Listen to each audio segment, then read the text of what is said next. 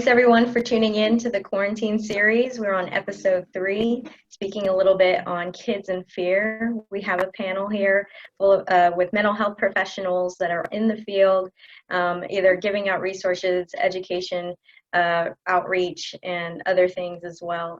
We have Maddie Worley, Brenda Keller, Cami Fields, and jspivey. So if you guys don't mind introducing yourselves and telling us a little bit about what you do. Hi, I'm Maddie Worley. I'm an LMSW. I'm the Senior Clinical Services Coordinator for Communities and Schools of the Dallas region. We work with multiple school districts in the DFW area to support students and their families with the various concerns that they might face as they navigate school and life, and try to help them find tools to promote success within life, and figuring out how we can support the schools and the community and bring them together to do that, so that the child can really have a successful life moving forward. I am Brenda Keller. I am also a clinical social worker. I work for Texas Alliance of Child and Family Services as the Director of Clinical Practice Initiatives. The Alliance is a nonprofit organization that represents over 140 different child and family serving agencies across the state of Texas. So we do that in many ways, but the way that I do it is to try to bring clinical expertise to the providers who are working for the community agencies with the children and families that are involved in the child welfare system.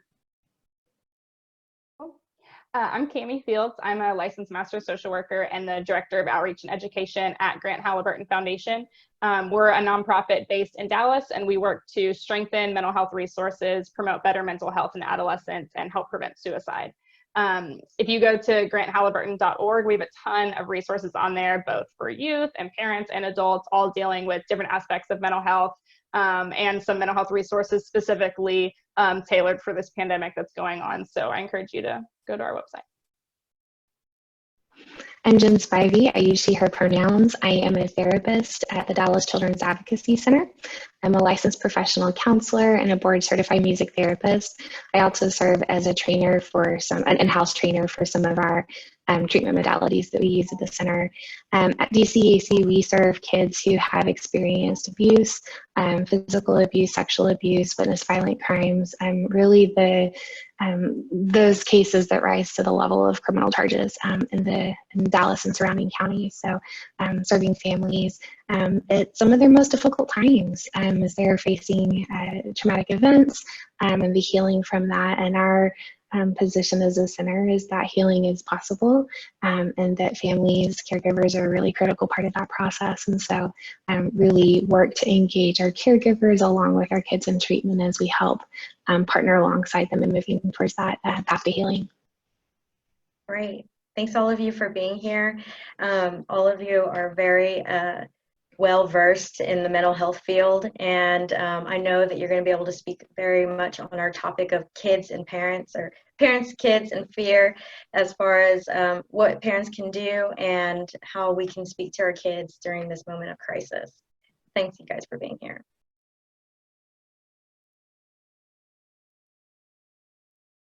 So our first question is, how are children reacting to this pandemic? I think that we're seeing children express lots of anxiety and nervousness around, when do I get to go back to school? Or when is this going to be over? When can I go play with my friends? Because there is a lot of uncertainty. I also think that as parents are expressing nervousness, kids are sort of sensing that, and so they might also be having similar reactions. So I think anxiety is a huge thing that we might be seeing in reactions, and then also some fear, just the fear of the unknown, fear of and children thinks, I mean, they do think that we are going to turn into zombies. So I just think that there's a lot of fear of the unknown, or fear of my safe space is at school or with my friends, and now I'm not at that safe space. So that's what, those are the two things that I think we're seeing a lot of, for sure. I think just like in any situation, there's going to be a range of reactions. And so anywhere from complete denial to your child doesn't want to talk about it. They don't, you open up a space to discuss it with them and they don't have anything to say or aren't ready or prepared to talk about it. To, I don't think there's any normal reaction right now. This is such an abnormal situation. I think we're all there. We shouldn't have one idea in our mind of a normal way to react to this because there isn't one. To maybe kids that already, excuse me, already maybe have a predisposition to anxiety might react on the extreme end of fear. And I think it also depends on developmental level. Mm-hmm. So, little ones might not verbalize the things that they're thinking or feeling. They might not be able to do that. So being aware of little behaviors that might be exhibiting their anxiety, like going backwards on developmental tasks, right? Maybe they were potty trained or doing really well in different developmental tasks, and now all of a sudden they've kind of taken some steps back in that. Maybe some loss of appetite or sleep patterns that seem a little bit off. So I think being aware of those little cues that could let you know that your child might be reacting in a way that you need to kind of sit down and think about and address. Yeah, and like you mentioned, with it being so complex and there's so many different ways that kids are reacting to this, and there's so many different layers. I think one layer that I've been thinking about is not only the stress and anxiety and fear and unknown of everything that's going on, but also this situation of them being ripped out of school, out of their normalcy of their life, has been really identity crushing for a lot of them, because so many teens find their identity in, I'm an athlete, I'm an academic, I'm a troublemaker, I'm teacher's pet, whatever they are, that's kind of their identity. That's part of their purpose in their life at that moment. And so stripping all of that away, they're kind of in this alternate reality of like, who am I without all of those things, all of my extracurriculars that I found self-esteem and I found purpose in. What am I supposed to do now? It's hard to focus. It's hard to get motivated to do things. And they feel like they're just kind of like floating in the wind. So I think that's a big layer that maybe sometimes parents can forget about, because they don't know how important those things are when you're at that age group. That's all that you're doing in your life, so it's very important. So that can be crushing for them right now. Yeah, I think everyone's really touched on so much of what I would think to say as well. I work at the Dallas Children's Advocacy Center, and so we serve kids who've experienced abuse, neglect, witnessed violent crime, and so often our kids have received a message in some way that the world isn't safe for me, and so much of the work that we do is helping them see that there are people that care for you, that are safe, that are trustworthy. And really, this is something that's new and scary for everybody, grown-ups included. And so there is a lot of messaging, implicit and explicit, that the world isn't safe right now. And so sometimes we're seeing regression and, coping, how kids have been doing. Some of the symptoms that they came in initially that were presenting as trauma are exacerbated right now. But so much of what I'm also seeing is that caregiver modeling is really impacting how kids are coping. A lot of the families I've checked in with, kids are doing fine. Like, parents are saying, it just feels like an extended spring break to them. And a lot of that, I think, has to do with how parents have approached the situation, thinking about what kids are exposed to in terms of media, how they're managing their own distress around it, how they're explaining. I think giving too much information, depending on the age, can be problematic, but also not giving information can really create stress and kind of that fear of the unknown, like Maddie was talking about. So I think it just really, that range of reactions is, I think the kind of the takeaway for me with caregivers is, your child. And if you're seeing something that seems atypical for them or seems out of their range, listen to that. That's probably an indicator that there's some coping needs and support that they have. Great. Yeah. And, that really rolls us into the next question, because it's us just trying to understand how our children are going to react to this, and how, honestly, how can we even speak to them? There's parents, there's cousins, uncles, aunts, all these adult people within these children's lives. And it's just like, where do we start?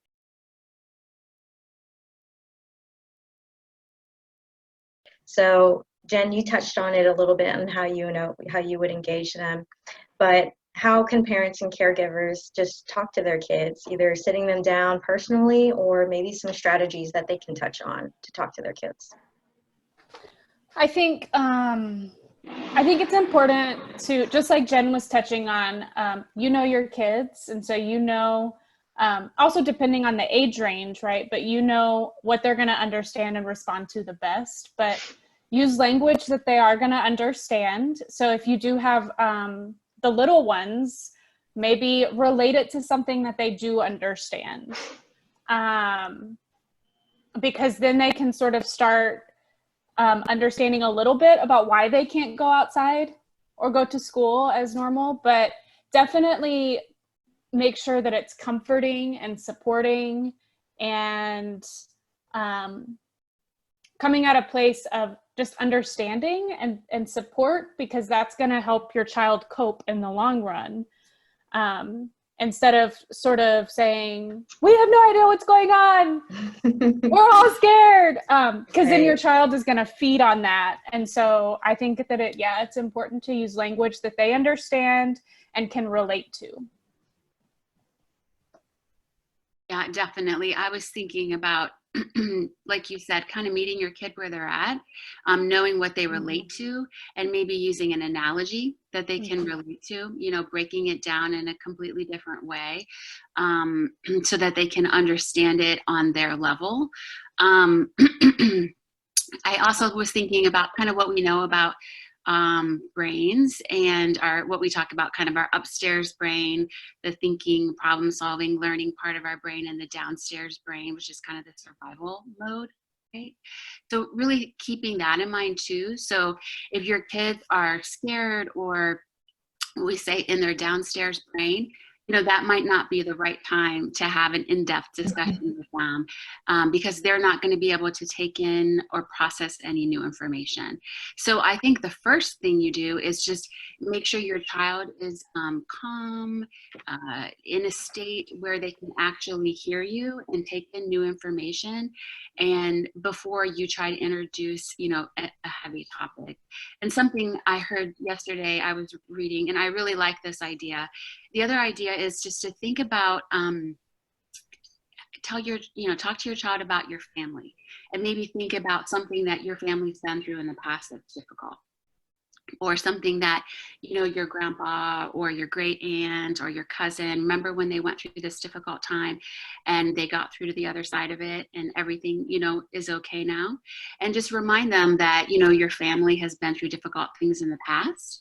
And this is one of those times where it's a difficult thing, but just like we did, just like your grandma got through this difficult time, we're going to get through this too. Great. Yeah.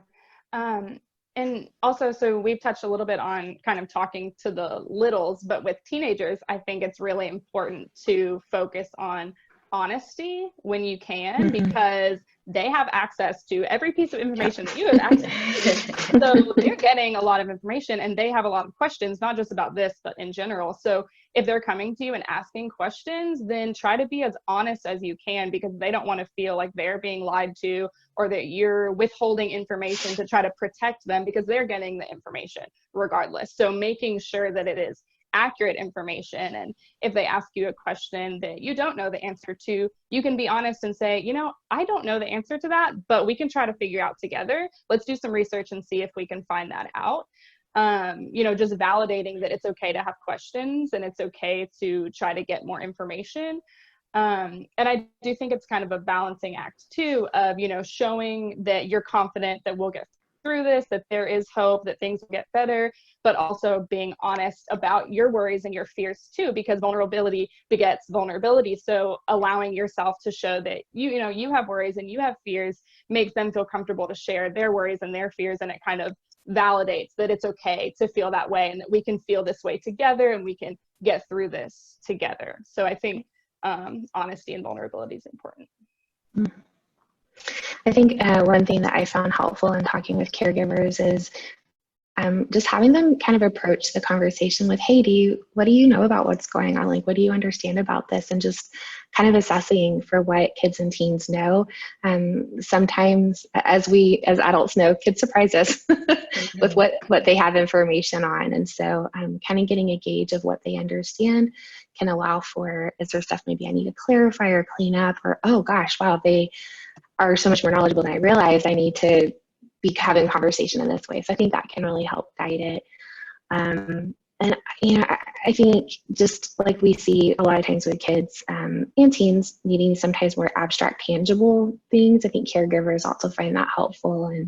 And we've actually been sending out information to our caregivers. There's so much out there. It's a little overwhelming. But we found a couple of resources that we really appreciated and found helpful. The Substance Abuse and Mental Health Services Administration has a really great resource on talking to your kids about infectious disease outbreak. And it's super handy because it breaks it down by age range, things that you might be noticing in them, how to have those conversations, how you can support them.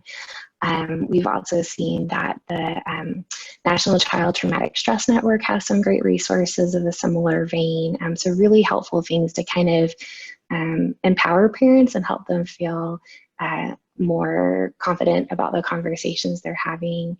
I know PBS has some Daniel Tiger episodes, so like using familiar characters to help have those conversations with kids if it's something they're watching. There's a series called A Kid's Book About, and they're for purchase books, but they've actually produced one on COVID-19 that's free right now for download. So just like lots of things like that, there's a lot of good resources out there, good information. As with anything I use with my caregivers, I caution, look at it ahead of time, prepare, make sure it's aligning with your values and your family's needs and what your kiddo's particular set of needs are. But there's a lot out there to help support you as well that's free and widely disseminated right now. Wow, that's great. You know, it's good to know that there's so many resources already out there and ready to speak to their kids about the virus and how to really engage them. And, you know, that's something that we'll release with this panel, is just the different resources that are available out there.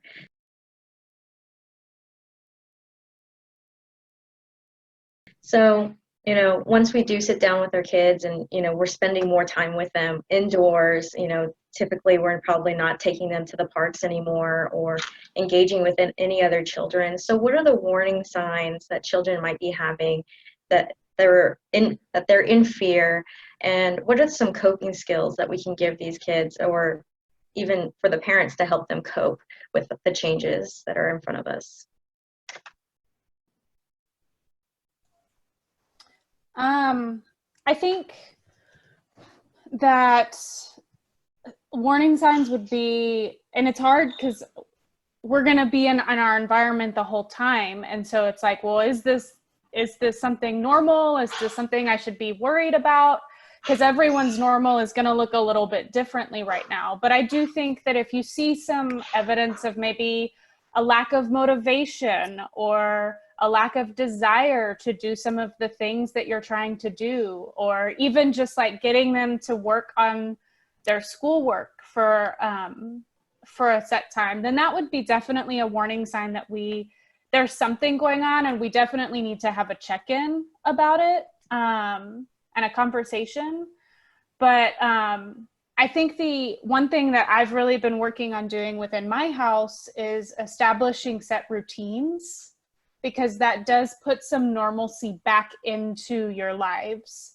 You know, the schools started by saying, we're going to do an extended spring break, but it's not an extended spring break right now. We need to get back into some sort of routine.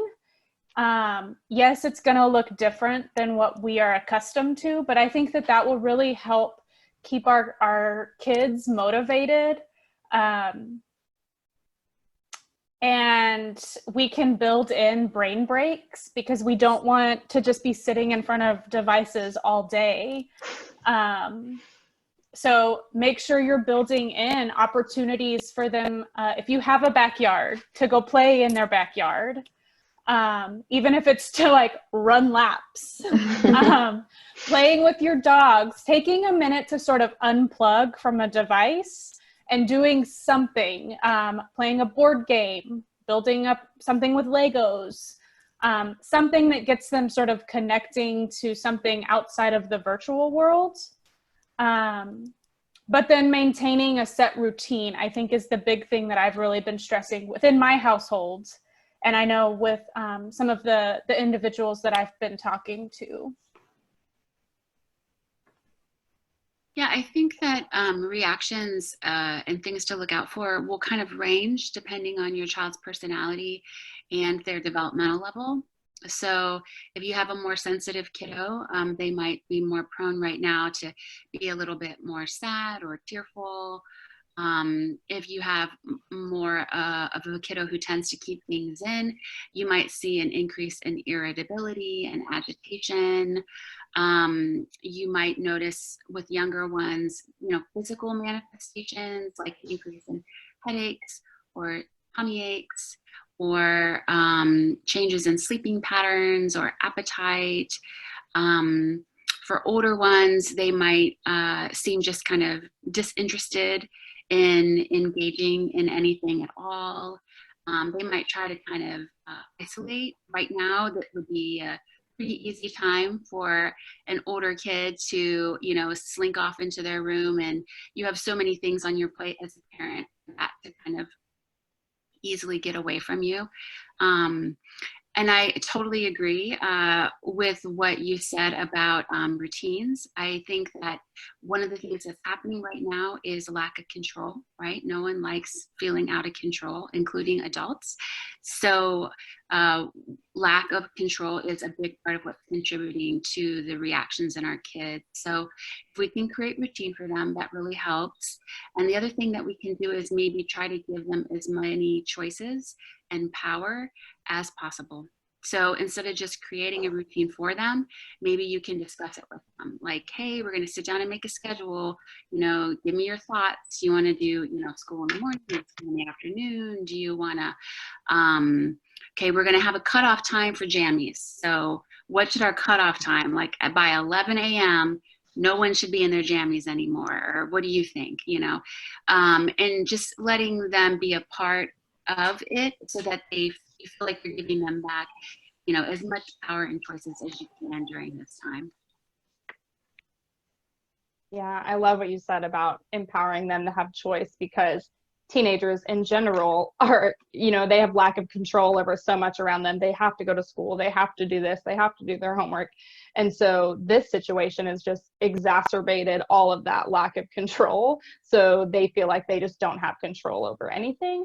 And you mentioned, Brenda, a lot of the warning signs, so I won't repeat any of the things that you said, but I will say too that it's such a hard time to notice those things because, like you said, everyone's responding so differently, and things that would normally you would notice and that would be a warning sign of, your kids' eating habits are different, their sleeping habits are different. Like my eating habits are different and my sleeping patterns are different because I'm stuck at home all day. So, it's different. So warning signs are going to look different. But I think the most important thing is to try to keep open communication so that if you're noticing those things, you can talk about, I've been having a lot of trouble sleeping lately because I feel like I'm not getting my energy out lately. Have you been having trouble sleeping? And just trying to talk to them about those things that you're noticing to open the conversation so you can tell, is this something that's really serious that they're struggling with?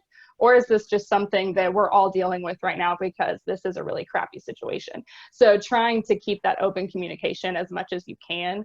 And one way of doing that is empowering them, giving them choice, not making it seem like you are telling them how to cope or, hey, you need to do this to spend your time this way, giving them the options and asking them what has been helping you, what is something that you can do that can get some of your energy out or help you sleep at night, asking them to give you feedback.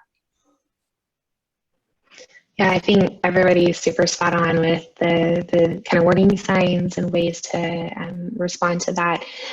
We're in a reactive place right now because obviously this is something that has been going on and we're having to figure out like our new normal, as a phrase we're hearing a lot. But I think being as proactive as you can be within that reactive place is also really important.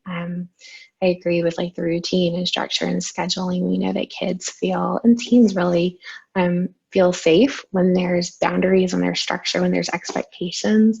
Kind of goes back to that fear of the unknown place again.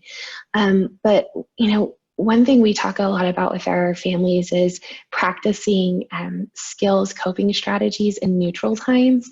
If we're not familiar with using them, then when we really need them, we're not able to access them. Brenda touched on that with the being in that different part of our brain where we're in survival mode. And so we tend to see when any human is in a hyper-aroused state, that means, when you're real frenetic, anger, distress, crying, panic, or hypo-arousal, where we're really kind of that lethargy, that slowing down and withdrawing. When we're seeing any of those extremes, if we're not used to having some kind of practice for calming ourselves, for grounding ourselves, for being able to focus on the right here, right now, it's going to be much harder to be able to know how to manage that. And so simple things like engaging your five senses in practice, right? What am I seeing? What am I smelling? Having some kind of tactile thing, Play-Doh, silly putty, squishy balls, things that we can use our bodies to really help put us in this moment right here, right now, can really help with when people get into distressed states. I find with the kiddos I work with that tactile piece is really the thing that kind of helps shift that mindset for them, that panic or fear, anger, and helps ground them. And really deep breathing practices. There's a lot of resources on the internet. I know a lot of meditation apps, calming apps are actually offering free trials right now. So there's a lot of community support for having access to resources and things that are really kid-friendly, parent-friendly, teen-friendly, all different ages, but would engage people in that. I think that family practice and having family routines is important. And let's have family practice time. Let's practice one of our skills. Because again, the more it gets entrained in our body, the more we're able to access that when we're not in that thinking part of our brain and we're more in that survival place. Right.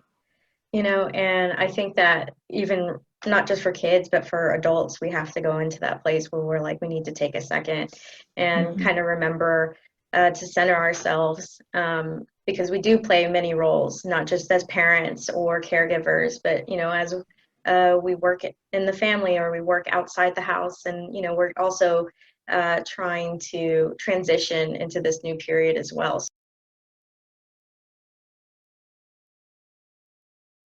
So what are some coping or some skills that some parents can do for some self-care for themselves, or maybe some things that you guys do personally to kind of bring yourselves back for a moment and reach that center?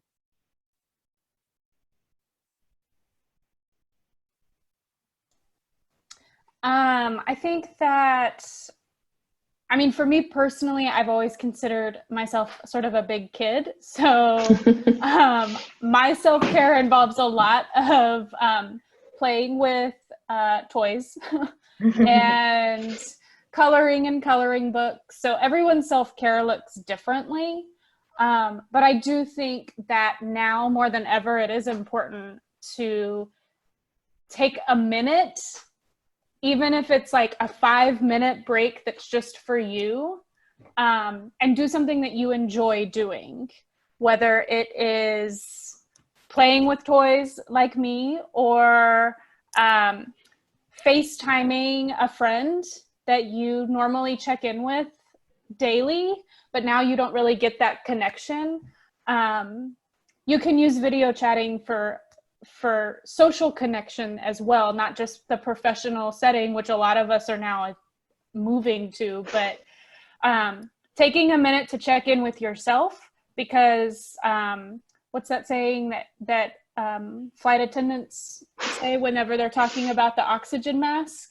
You've got to put it on yourself before you can help someone else. And so I think that that's key right now, because how are we supposed to support our kiddos if we are not supporting ourselves and making sure that we are grounded and present and ready to do what we need to do? Yeah, I totally agree. I really, it's so important. It's not selfish. It's a priority that you take care of yourself right now, because I think you said, Maddie, earlier, like, children are emotional sponges, and if you're upset and anxious or stressed, they will be upset and anxious and stressed. So the best thing you can do to take care of your kids is to take care of yourself. And it's have alone time every day. Just because everyone in the world is home in your house right now doesn't mean that you can't have alone time. So if that means when they go to bed, or if you go take a walk, whatever you have to do to have at least a little bit of time where you're alone every day, I really think that's important. And just, balance when you're trying to work with your kids. Don't get too caught up in, I have to cook homemade meals, I have to, do school for 4.5 hours every day, because those expectations that you put on yourself is what's going to cause your stress level to increase. So just like you're, giving your kids some allowances right now, like letting them stay in their jammies till noon, and you can do that for yourself as well, right? You can say, you know what, we're not going to do school today. I can't do it. It's fine. It's better to do that and make those choices than to allow the stress level in the house to reach too high of a level. Yeah. And not only is it important to take care of yourself, to replenish yourself, because you can't, pour an empty cup into someone else. You have to replenish yourself to replenish someone else, but also your kids are watching you. Like we've said, more is caught than taught. So if you're modeling positive stress relief, positive coping skills for yourself, they're going to see that and say, oh, well, mom is doing this, dad's doing this, whoever is doing this, maybe I could try that, or try something similar that would help me. So they're noticing that. And so that builds trust too. So if you come to them and say, hey, what are you doing to cope right now? And you're not doing anything to cope, they're going to say, what are you doing to cope right now? So modeling that and showing them that you can take care of yourself, even when times are hard, you can make yourself a priority, and give them confidence that they can make themselves a priority too.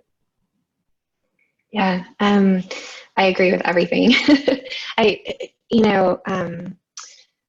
Self-care, I think, has become this buzzword that people tend to think it means you have to spend a ton of time engaged in this activity, or you have to spend a lot of money to do it. And really, it can be a simple, 5-minute, if that kind of thing. But it's those little things that you do that when you get to do that activity, that practice, that you just have that, like you just feel that release, that tension, that peace for a moment. And I would encourage people to check in with themselves as they're engaging in these practices and trying to find what works. I'm a therapist, and my spouse is in social services, and so we are very engaged in self-care practices. It's our language, it's what we talk about all the time, and we have found that we're having to make changes to what that looks like for us right now. The things that have been recharging for us in the past are not sufficing right now. They're not working. I'm a big reader, and I found that I actually really haven't been able to engage in that. I'm spending so much time in front of my computer lately. The last thing I want to do at the end of the day is read. So I think just having grace with yourself and checking in if after you do engage in a practice, and like, did that help me? Did I feel recharged, refueled by that, or is that something that drained me more? And allow yourself to make changes. I think that's the biggest thing, is flexibility right now for all of us, and just having grace with ourselves, because this is different and we're all trying to figure it out. No, that's very true, and I think every single person right now could agree with everything y'all said. It's just, we're going to have to let ourselves take a break and really try to take a moment to understand ourselves in this moment as well.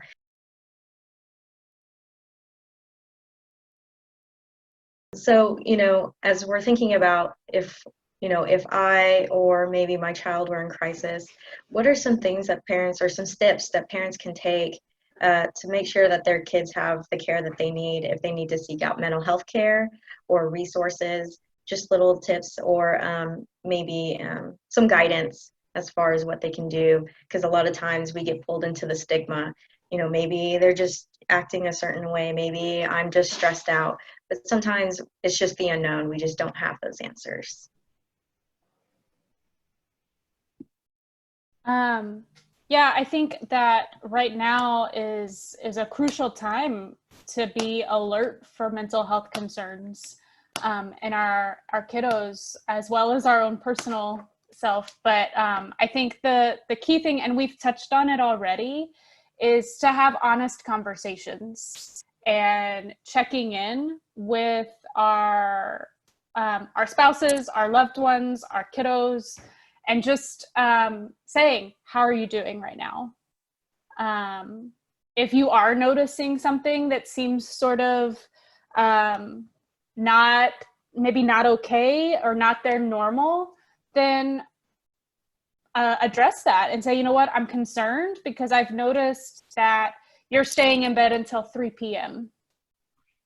and you went to bed at a decent time. So just having honest and open conversations about that. And then there actually, I feel like there's even more resources right now available for mental health, because we're seeing so many places being able to offer telehealth, which in the past, many families struggled with the transportation aspect, but now they can get that service in their home on their tablet or their computer or their phone. And so definitely reach out to resources that you're aware of. And I have a feeling that there's some resources we're going to hear from as we move down the panel, but there's lots of great resources out there. And if you are unsure of where to connect, I will say that schools are often a great starting point. A lot of districts are sharing links for counseling services that are being offered. And so that might be a great starting point, is to connect with someone from the school about what they might have access to. Yeah, one of the thoughts that I had was prevention efforts, because I think one of the things that might happen is children already have struggled with different mental health issues.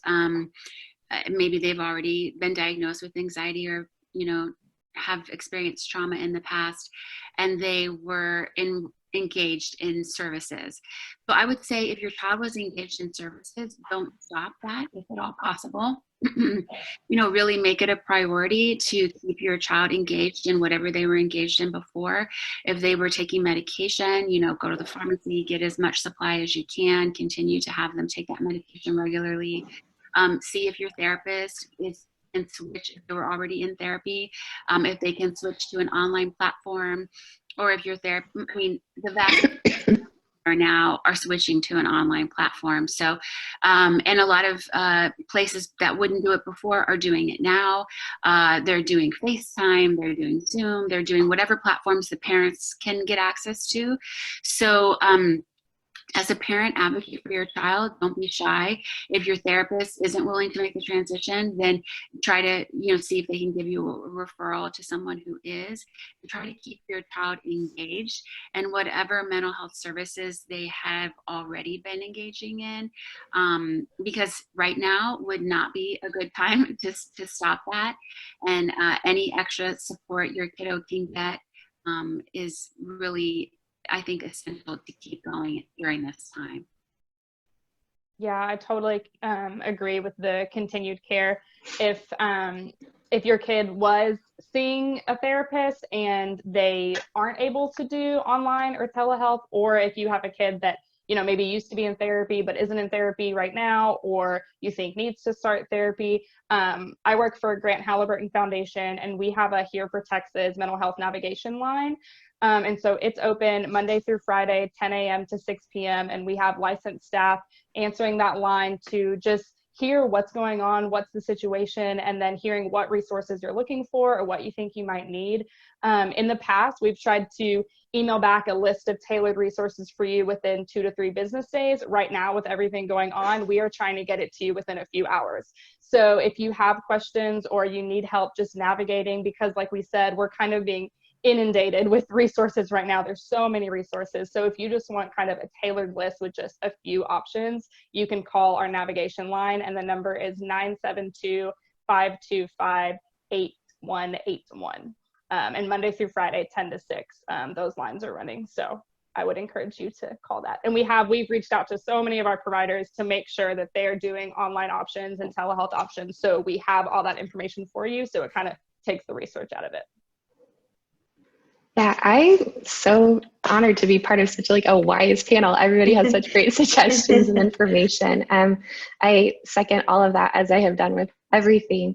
In particular, a couple of other resources that I know I have found useful. SAMHSA, so the Substance Abuse Mental Health, Substance Abuse and Mental Health Services Administration. That's why we shorten it to SAMHSA.